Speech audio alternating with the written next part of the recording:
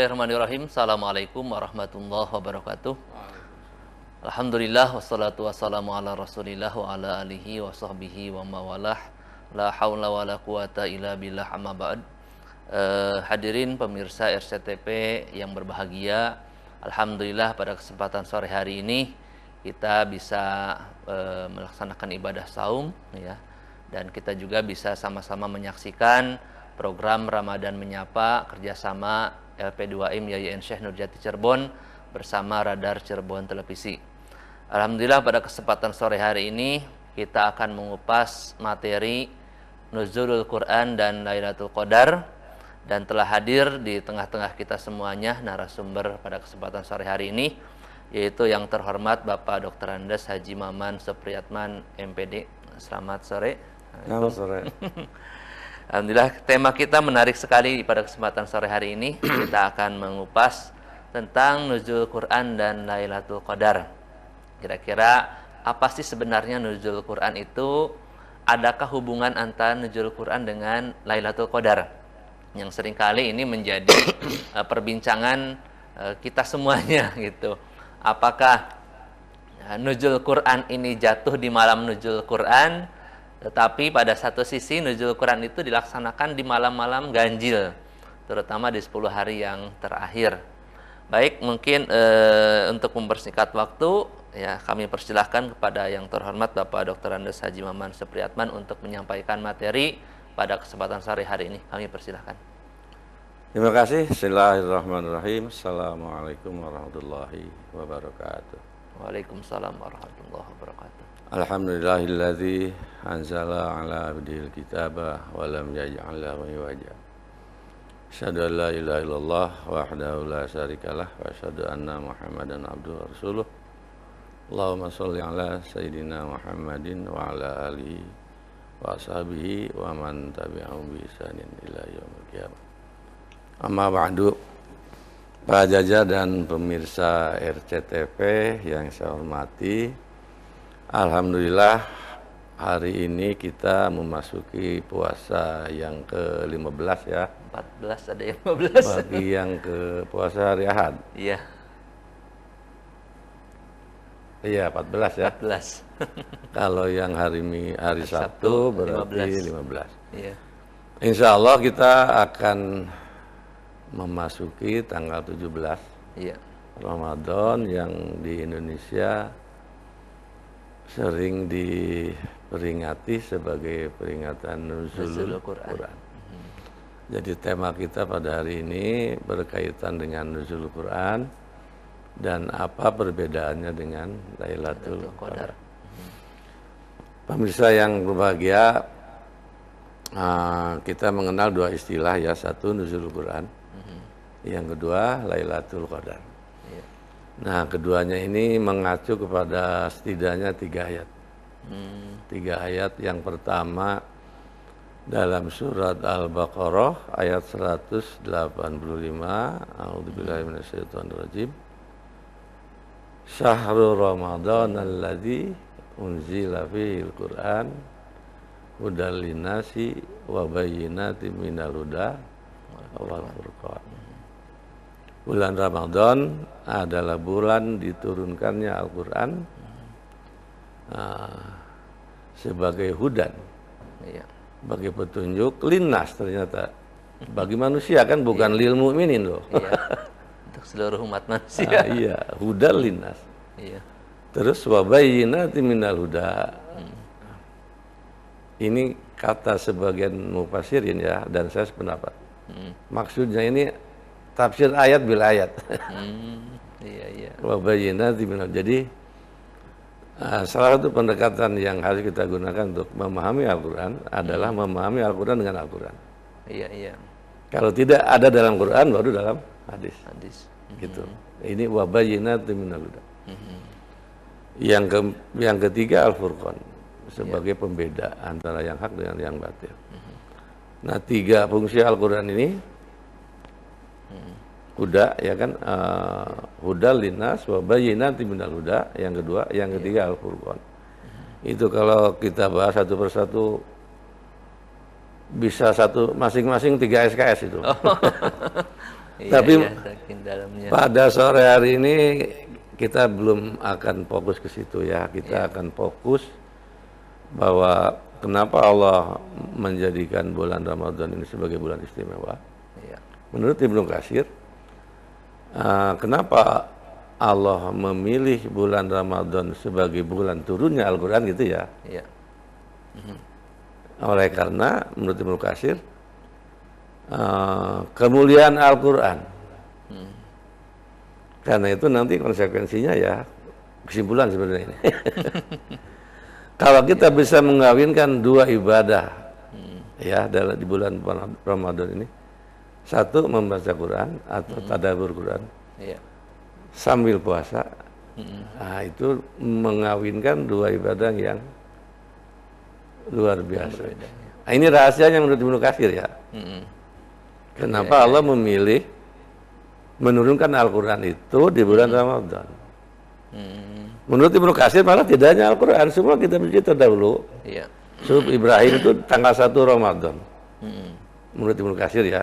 Taurat itu tanggal 7 Ramadan. Injil itu tanggal 14 Ramadan. Semuanya di bulan Ramadan. Iya, jadi semua kitab suci sebelum Al-Quran pun diturunkan pada bulan Ramadan. Demikian juga Al-Quran. Nah, tadi surat Al-Baqarah ya. Ayat 185. Kemudian yang kedua, ayat yang populer. Surat Al-Qadar. Inna anzalnahu fi lailatul qadar. Sesungguhnya aku menurunkan Al-Quran pada malam Lailatul Qadar. Di sini masdarhu ada dua pendapat. Hu ya, tadi kata ganti. Hu-nya itu Al-Quran. Pendapat pertama mengatakan keseluruhan Al-Quran. Nah, yang pendapat kedua mengatakan wahyu pertama saja. Nah, nanti kita akan bahas kaitan ini dengan Lailatul Qadar nanti. Perbedaan antara nuzulul Quran dengan Lailatul Qadar. Nah, yang ketiga dalam surat Ad-Dukhan ayat 3. Inna anzalnahu fi lailatin mubarakah. Sesungguhnya aku menurunkan Al-Quran pada malam yang penuh berkah, gitu ya. Nah, dari sini ada beberapa istilah yang nanti akan berimplikasi gitu ya, pada bagaimana seharusnya kita memahami perbedaan antara nuzul Quran dengan Lailatul Qadar. Nah, bahwa nuzul Quran itu tanggal 17 Ramadan gitu ya. Dasarnya adalah surat Al-Baqarah ayat 185 tadi. Bahwa apa tadi? Syahrul Ramadan alladzi unzila fil Quran, bahwa bulan Ramadan itu adalah bulan diturunkannya Al-Qur'an. Yang dimaksud adalah diturunkannya wahyu pertama. Yaitu surat Al-Alaq itu kan, Iqra bismi rabbikal ladzi khalaq. Dan seterusnya itu ya. Itu disebut nuzul Quran. Ya. Nah, yang disebut karena itu diperingati tanggal 17. Kenapa? Karena pendapat yang paling kuat memang wahyu pertama itu diturunkan pada tanggal 17 Ramadan itu. Ketika Nabi sedang berkhalwat ya, bersemedi di Gua Hira ya. Ada yang bilang umur 40, ada yang bilang umur 41. Mungkin 40 menurut Masehi, 41 menurut Hijriah gitu kelihatannya. Nah, sedangkan yang disebut Lailatul Qadar, karena Lailatul Qadar itu sudah disepakati lah ya, itu terjadi di 10 hari terakhir di malam terakhir. Jadi di malam ganjil kan, 21, 23 dan seterusnya. Lah ini kok tanggal 17. Jadi apa maksudnya kan gitu ya? Kok bisa beda tanggal 17 dengan malam-malam ganjil? Nah, yang malam ganjil itulah Lailatul Qadar. Itu yang mengacu ke Al-Qalam tadi ayat 1, inna anzalnahu fi lailatul qadar itu ya. Al-Qadar ya, sorry. Sama Ad-Dukhan ayat 3 tadi. Inna anzalnahu fi lailatin mubarakah. Gitu ya. Pada malam yang penuh berkah berarti kan Lailatul Qadar. Nah, itu ada dua berarti kan prosesnya itu Quran turun sekaligus dari Lauhul Mahfuz ke Baitul Izzah, langit ke dunia. Baik, Baru Pak Maman, setelah nanti itu kita lanjutkan kembali. Oke, ya. Nanti Baik, kita perdalam lagi. Ya. Hadirin pemirsa RCTP yang berbahagia, tema kita menarik sekali pada kesempatan sore hari ini tentang Nuzul Quran dan Lailatul Qadar. Setelah ini kita akan lanjutkan kembali, kita saksikan terlebih dahulu pesan-pesan berikut ini.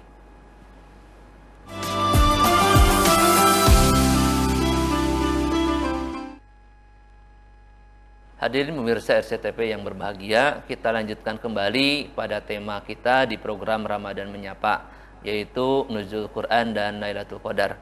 Tadi sudah dijelaskan bagaimana apa itu turunnya Al-Quran dan Nuzul Quran. Nah, kira-kira prosesnya seperti apa ketika Allah Subhanahu wa taala menurunkan Al-Quran dari mulai Lauhul Mahfuz sampai datang ke bumi atau sampai diterima oleh Rasulullah, itu seperti apa, Pak? Ya, jadi kita kutip dari Imam At-Tabari ya. Dalam kitab tafsirnya, beliau menukil dari Ibnu Abbas. Ibnu Abbas ini salah seorang sahabat Nabi yang paling dekat lah dan dikenal sebagai ahli tafsir ya. Iya. Kata Ibnu Abbas begini, Anzalal Qur'ana kulluhu jumlatan wahidatan fi lailatul qadari fi Ramadana ilas sama idunya, gitu ya. Nah, jadi Al-Quran diturunkan semuanya, berarti 30 juz. 30 juz. Kulluhu jumlatan wahidatan fi lailatul qadri fi Ramadan. Pada bulan pada malam Lailatul Qadar di bulan Ramadan. Ilas sama idunya, itu ya. Kepada langit dunia. Nah, jadi proses pertama Quran diturunkan sekaligus dari Lauhul Mahfuz ke Baitul Izzah yang ada di langit dunia. Iya. Itu diturunkan sekaligus pada malam Lailatul Qadar. Ini yang menurut Imam Tabari yang dimaksud dengan domirhu ya. Tadi inna anzalnahu. Iya. Di surat Al-Qadar dan di surat Ad-Dukhan. Jadi yang dimaksud Al-Quran di sini, di sini, yaitu Al-Quran sekaligus, jumlatan wahidatan. Iya. 30 juz diturunkan sekaligus dari Lauhul Mahfuz ke Baitul Izzah yang ada di langit dunia, fisama'id dunia. Dari situ baru kemudian diturunkan berangsur-angsur kepada Rasulullah SAW melalui malaikat Jibril sesuai dengan kebutuhan berangsur-angsur. Nah, gitu kan. Sesuai dengan konteks, makanya ada asbabun nuzul. Iya. Itu selama 23 tahun lah, kurang sedikit. Iya. Begitu. Jadi dengan demikian maka ada dua istilah kan yang terkait dengan turunnya Al-Quran ini, atau ada dua makhluk Allah yang dilibatkan oleh Allah gitu ya dalam proses turunnya Al-Quran. Iya. Yaitu satu Lauhul Mahfuz, yang kedua Baitul Izzah. Iya. Nah, saya sudah menjelaskan sepintas lah dalam minggu yang lalu tentang Baitul Izzah. Tapi tentang Lauhul Mahfuz ini belum.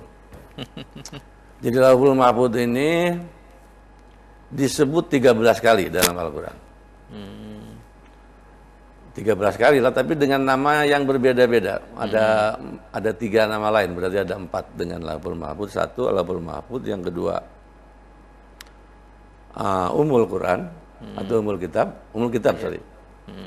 Yang ketiga Kitabum Marqum, ya kan, fi Kitabim Marqum. Kitab Marqum itu tersembunyi dan terpelihara.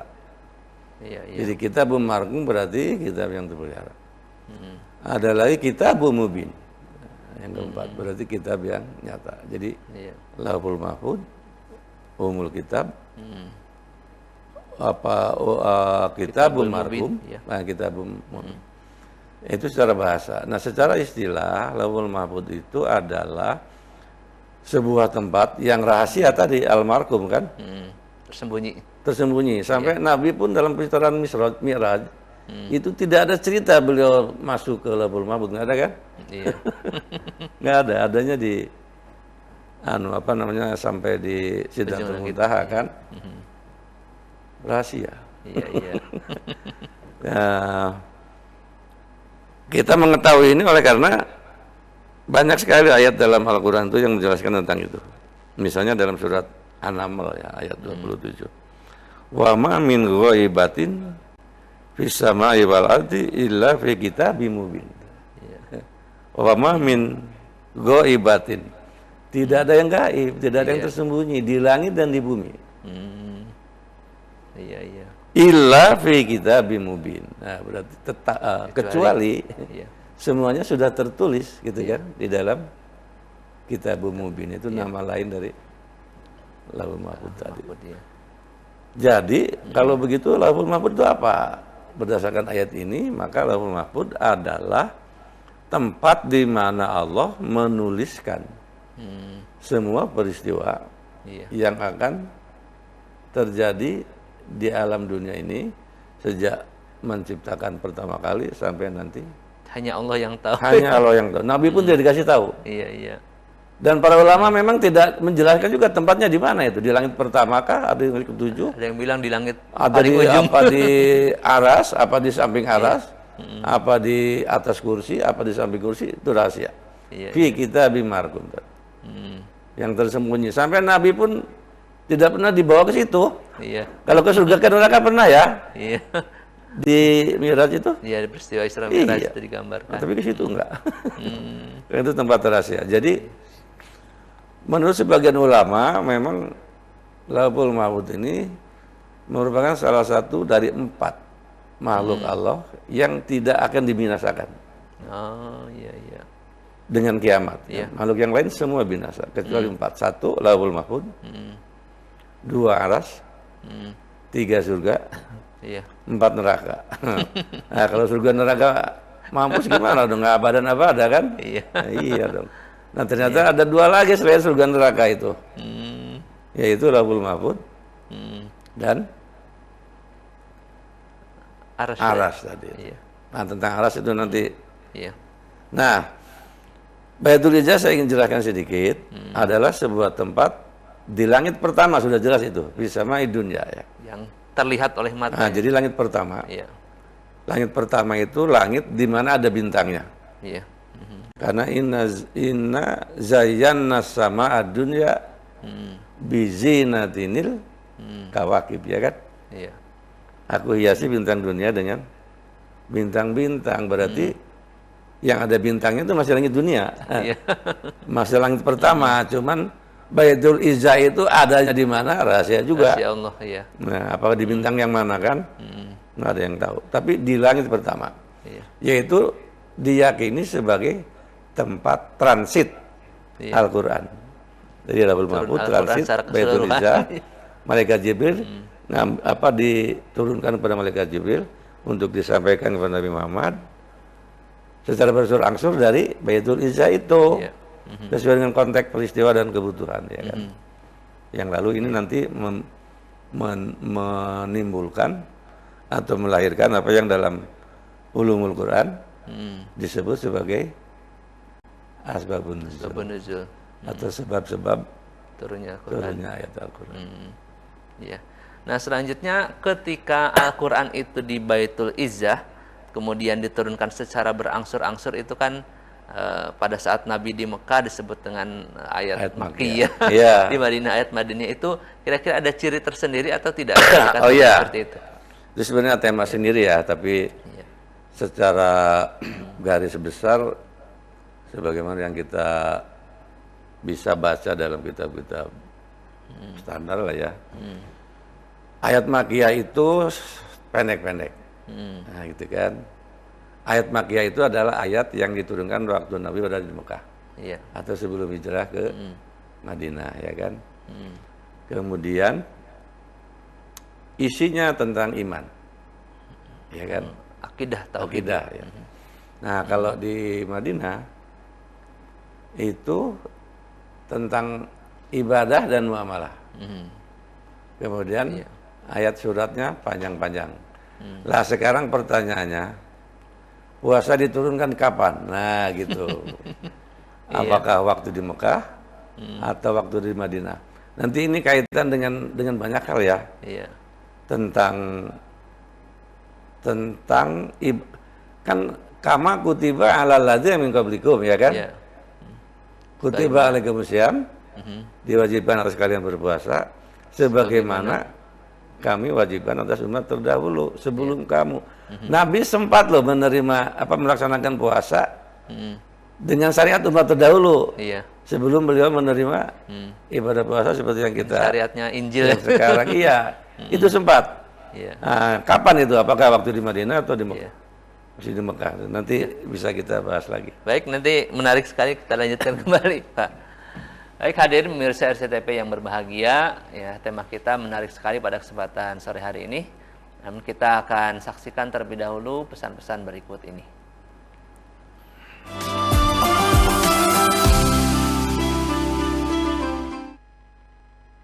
Pemirsa RCTP yang berbahagia, kita lanjutkan kembali di tema kita pada kesempatan sore hari ini, yaitu Nuzul Quran dan Lailatul Qadar.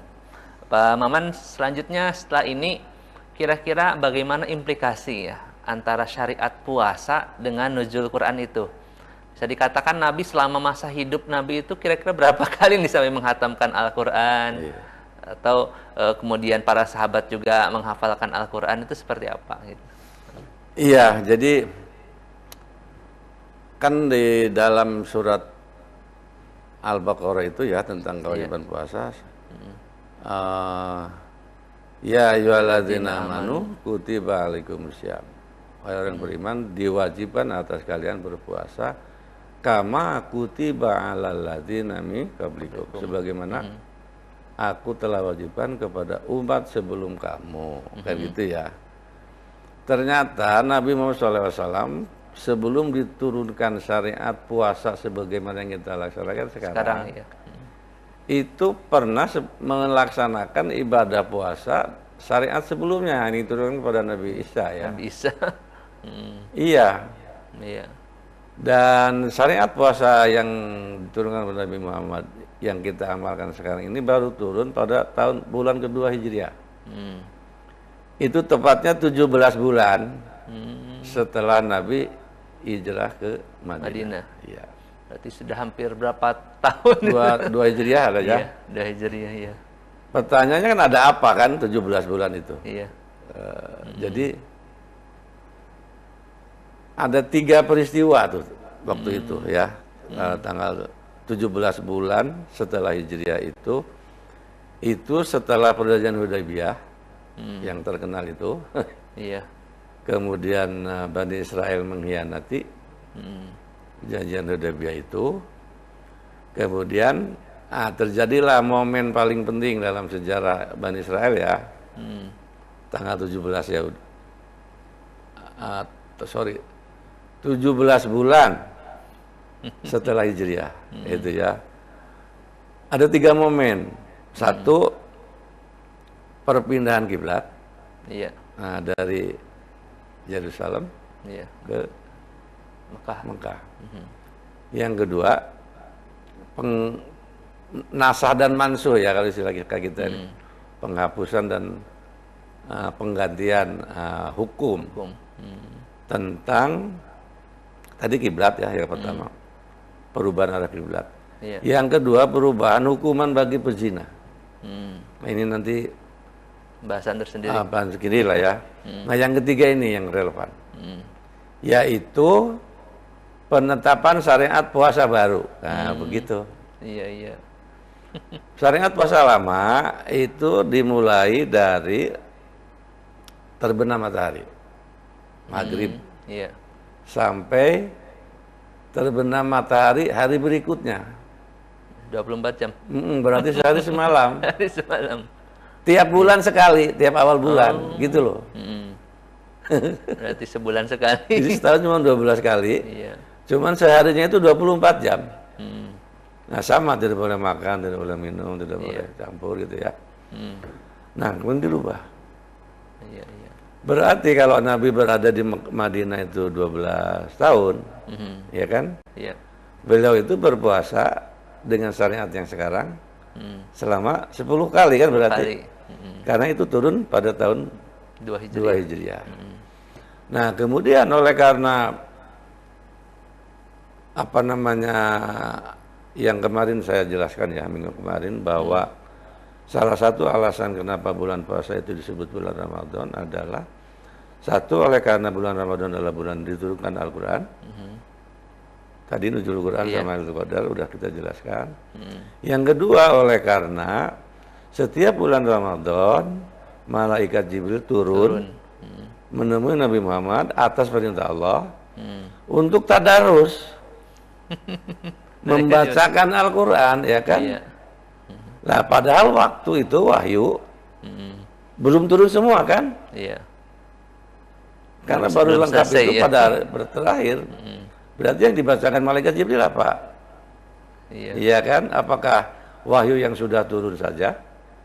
Atau semuanya? Kan gitu ya. Terus sambil menyampaikan wahyu. Nah, ini yang belum ada yang bahas itu. Iya, iya. Nah, itu ternyata itu kaitannya dengan lebih jauh lagi. Kalau Allah mengajarkan cara membaca Quran kepada Nabi Muhammad lewat malaikat Jibril setiap malam, Iya. sehingga di malam terakhir hatam. Malam terakhir bisa 29, bisa 30 ya. Tapi konon dari 10 kali puasa Nabi itu, yang 30 cuma 2 kali. 8 kalinya 29. Allah alam ya. Iya. Nah, apakah apa namanya yang dibacakan oleh malaikat Jibril tadarus itu Quran yang mana? Keseluruhan. Padahal waktu itu kan belum turun semua. Tuntas. Ya gitu kan. Ternyata jawabannya adalah semuanya. Itu spesial malaikat Jibril turun di bulan puasa untuk mengajarkan wahyu. Iya. Jadi mengajarkan, menuntun Nabi ngaji, Jibril ngaji, Nabi ngikutin. Iya. Tiap malam 1 juz. Cuman juznya bukan seperti juz yang sekarang. Juz yang sekarang itu dibikin belakangan itu. Iya, iya. Mulai namanya Al-Hajjaj. Termasuk tanda baca, ya kan. Iya. Terus harokat, patah, Iya. doma. Itu kan sekarang. Iya. Tanda baca, apalagi ruku, juz itu sekarang itu, belakangan.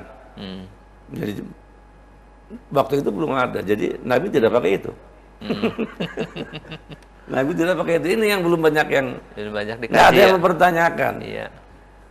Yang diajari malaikat Jibril ke Nabi itu apa sebenarnya? Cara membaca Quran satu oke. Iya. Tapi bagaimana caranya? Malam pertama itu baca apa? Itu loh pertanyaannya. Iya. Malam kedua itu baca apa? Apakah juz pertama seperti yang kita punya? Iya. Dan seterusnya, atau ada lagi? Ini yang sedang saya tulis. Oh. Ya, berdasarkan buku Iya, yang iya, sudah iya. saya itu. Mudah-mudahan ini nanti akan banyak Iya. menggugah pikiran kreatif kita untuk sebenarnya logis kan untuk dipertanyakan kan? Iya. Ya kan, satu pertanyaannya yang diajarkan malaikat Jibril kepada Nabi itu Quran yang mana? Apakah yang sudah diwahyukan ketika Yang itu? sekarang, iya. Ketika itu ya, karena beda-beda kan? Iya. Tahun ketiga, tahun keempat, jumlahnya beda kan? Mereka berangsur-angsur. Atau Quran yang ada di Baitul Izzah itu kan gitu tuh ya. Iya. Ya. Tapi di luar bulan Ramadan, Jibril menurunkan wahyu berangsur-angsur. Jadi penurunan wahyu berangsur-angsur terjadi di luar bulan Ramadan. Apa yang terjadi di bulan Ramadan? Quran diajarkan oleh Jibril kepada Nabi Muhammad, dibacakan keseluruhan, Iya. sehingga di malam terakhir hatam, berarti kan setahun sekali hatam. Iya. Kecuali tahun terakhir Nabi mau menjelang wafat itu 2 kali. 2 kali dalam bulan Ramadan itu. Iya, iya. Satu. Yang kedua, bagaimana cara malaikat Jibril mengajarkan Nabi baca Quran? Itu kan Iya. logis kan? Betul. Nggak ada yang mempertanyakan selama ini, itu jelas kok. Padahal kita tahu pembagian juz ini belakangan itu. Iya. Baru Al-Hajjaj itu meninggal tahun 95 Hijriah. Dia lahir 41 Hijriah. Yang bikin itu ya. Jadi ya paling cepat ya setengah abad setelah Nabi meninggal. Wafat baru ada pembagian juz. Iya, Nabi jelas nggak pakai itu. Lalu pakai yang mana? Nah ini yang itu perlu pembahasan sendiri ya. Iya, betul. Ya. Iya. Nah, selanjutnya mengenai wahyu Allah turun yang pertama kali itu kan surat Al-Alaq ya. Iya. Yang kalau kita sering bilang bacalah. Nah, itu sebetulnya ada makna filosofis apa gitu barangkali. Iya benar. Kemarin sudah saya bahas ya, maksudnya pertemuan pertama. Salah satu keunikan Al-Quran dibandingkan kitab suci yang lain. Yang lain itu Zabur kepada Nabi Daud. kepada Nabi Musa Taurat, lalu Injil kepada Nabi Isa. Itu nama-nama spesifik, nama-nama khusus. Tapi Al-Quran tidak diberi nama spesifik, cuman disebut Al-Quran, cuman tanda petik ya. Al-Quran artinya bacaan. Iya. Jadi hanya disebut bacaan. Bacaannya. Kemudian kenapa wahyu pertama juga bunyinya Iqra? Kalimatnya itu Iqra, artinya bacalah. Jadi Al-Quran Iqra, bacaan Iqra, bacalah. Apa artinya ini? Iya. Kan gitu ya. Betul. Artinya adalah nggak ada lain kecuali bahwa Al-Quran itu harus dibaca. Tapi bukan hanya itu sebenarnya yang lebih penting. Yang lebih penting itu adalah Al-Quran harus menjadi bacaan utama. Nah begitu. Iya. Nah karena itu para ulama salaf dulu selalu mengkhususkan bulan Ramadan ini sebagai bulan Al-Quran. Para kiai besar di Indonesia nggak tahu belakangan, saya nggak tahu. Suka meliburkan santrinya di bulan Ramadan itu. Kenapa? Karena kiainya ingin ngaji. Ingin fokus ya. Ingin ngaji lagi gitu loh. Iya. Supaya fresh gitu. Iya. Nggak tahu sekarang masih begitu. Kayaknya enggak. Itu dia. Iya. Baik, kita Iya. kembali. Baik hadirin pemirsa RCTP yang berbahagia, nanti kita akan lanjutkan kembali setelah jeda iklan berikut ini.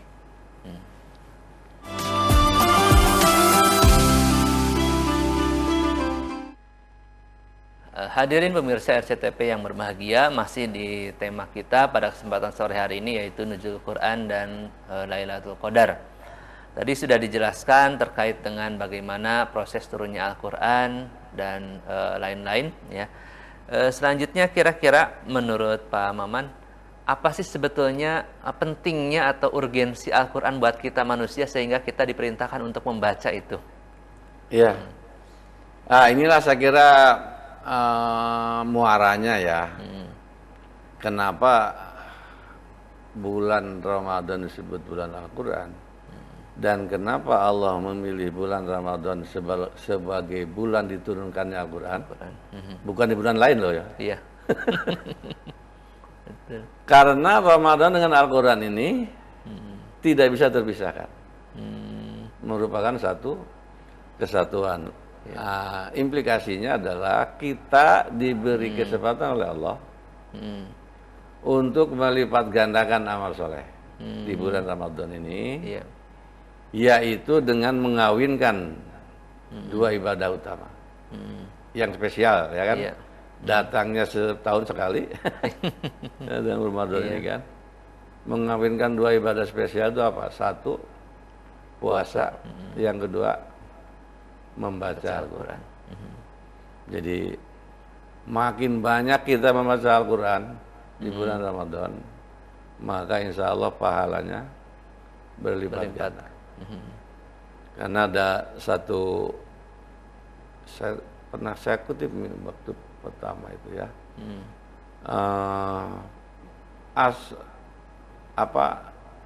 setiap amal makhluk umat Muslim dikasih pahala sesuai dengan ketentuannya. Tapi as-saumuli kan gitu ya kata Allah. Iya. Puasa itu. Puasa itu untukku. Artinya pahalanya itu merentang dari nol, ada nol juga loh. Yaitu kalau apa? Yang tidak dapat apa-apa itu ya. Nah, kecuali lapar dan haus. Artinya nol. Ya, mudah-mudahan kita bukan itu ya. Iya. Sampai kepada pahala yang tidak terhingga. Tidak terhingga. Iya kan? Iya. taruhlah kita puasa, kemudian diperkuat dengan membaca Al-Quran sekuat tenaga. Karena setiap satu huruf kan satu pahala ya. Iya. 10 pahala, Pak. Iya, satu huruf 10 pahala kaitannya. Berarti kalau satu Quran itu ada 1.017.000 huruf. Dihitung Imam Syafi'i pernah dihitung. Iya. Berarti kali 10. Luar biasa kan? Kita belum menghitung yang lain, infak, sedekah, ya kan? Iya. Silaturahim dan sebagainya. Jadi memang ini bulan spesial. Nah, pertanyaannya adalah yang tadi itu, kalau malaikat Jibril mengajari Nabi 3 hal kan, yang datang di tiap bulan Ramadan itu. Satu, menghatamkan Al-Quran bersama Nabi bareng-bareng. Nah, ini ada di surat Al-Qiyamah ternyata. Ayat 17 sampai dengan ayat 19. Inna alaina jam'ahu wa qur'anahu. Kamilah yang mengumpulkan semua wahyu untuk menjadikannya suatu keseluruhan. Nah, ini isyarat bahwa tadarus Nabi yang dibimbing malaikat Jibril atas perintah Allah ya pasti itu. Adalah setiap malam Ramadan selama 10 kali itu satu Quran penuh gitu loh. Iya, bukan wahyu yang sudah diajarkan saja. Iya. Mengulang seluruhnya. Jadi tadi pertanyaannya ya kan gitu ya. Iya. Malam pertama baca apa gitu kan? Iya. Juz pertamanya itu apa gitu loh? Itu pertanyaannya. Al-Fatihah dulu kan. Iya. Menurut saya Imran ternyata Al-Fatihah dan Al-Baqarah. Iya. Malam kedua ada seterusnya begitu ya. Itu nanti ada rumusnya. Nah, itu tergantung isinya ternyata. Iya. Nah, ini yang insya Allah akan kita kita kembangkan terus nanti lewat seri tulisan. Tapi yang penting di sini setelah itu yang kedua adalah fa idza qara'nahu fattabi qur'anahu. Loh. Al-Qiyamah ayat 18. Dan apabila kami yang ketika kami membacakannya fa idza qara'nahu gitu ya. Kami itu berarti Allah sama malaikat ya. Fa idza qara'nahu, ketika kami sudah membacakannya, fattabi qur'anahu. Ayo. Maka itulah bacaan itu. Iya kan? Iya. Bacaan yang mana? Nah, ini yang sedang saya tulis. Iya. Dan alhamdulillah responnya bagus ya. Kemudian ayat 19-nya summa inna alaina bayanahu. Summa inna alaina bayanahu, kemudian bagi kamilah untuk menjelaskannya tuh. Di sini kata-kata summa menjadi penting loh. Iya. Karena menunjukkan urutan. Baca dulu. Iya. Baru nanti akan kami jelaskan gitu loh. Summa inna alaina bayanahu, setelah kamu ikuti bacaannya, nanti urusan saya menjelaskannya gitu loh. Jadi baca aja dulu yang benar, nggak usah ngerti aslinya. Iya. Itu menurut ini ya. Iya. Nanti Allah yang akan urus itu. Allah yang akan urus. Iya. Nah, ini mungkin metode Ajamasari ya kalau dalam tafsir. Iya kan? Iya. Al-Kasab itu. Jadi fa idza qara'nahu fattabi' qur'anahu. Ketika kami telah selesai membacakannya, malaikat disuruh Allah kami kan, qara'nahu, membacakannya Al-Qur'an kepada Muhammad, ya kan? Fattabi' qur'anahu, gitu kan? Kamu harus ikut bacaan ini. Iya kan? Maksudnya malam ini baca apa gitu loh. Malam ke-10 baca apa, nanti malam ke-29 baca apa. Itu. Nanti ini kaitannya luas dengan siklus bulan ya. Kaitannya dengan sistem waktu dalam Islam ini agak kompleks. Ini udah bukan lagi eskatologi, udah kosmologi. Kosmologi. Karena udah sistem waktu. Di sistem waktu itu berjenjang. Yang pertama sistem waktu bulan, ya kan? Li ta'lamu adadas sinina wal hisab. Dia kan inna ja'alna samsa nuro wal qamara, dia awal qamara nuro, ya kan? Matahari bersinar, bulan bercahaya. Karena tidak bersinar bulan lah. Kena pantulan matahari. Li ta'lamu adadas sinina wal hisab. Supaya kalian tahu perhitungan bulan dan waktu. Jadi bulan, sistem waktu yang harus digunakan di bumi ini adalah sistem waktu lunar. Makanya kaitan dengan 1 Ramadan itu lunar loh. Betul ya. Iya kan? Iya. Baik, ini Pak Haji menarik sekali tema kita sebetulnya hanya waktu saja. Iya. Jadi barangkali mau menyimpulkan dari pembahasan kita terkait dengan Nuzul Quran dan Lailatul Qadar, kami persilahkan. Oke, jadi mengetahui kebenaran dengan merasakan kebenaran atau mengecap kebenaran itu beda. Kita sudah tahu bahwa misalnya Syahrul Ramadan alladzi unzila fil Quran. Udalina sabainati min huda wal furqan. Di situ dalam sepotong ayat itu, bukan satu ayat, sepenggal ayat. Ada 3 nama Al-Quran. 1 Al-Quran, 2 Al-Huda, 3 Al-Furqan. Iya kan? Waktu itu kalau kita bahas panjang ya.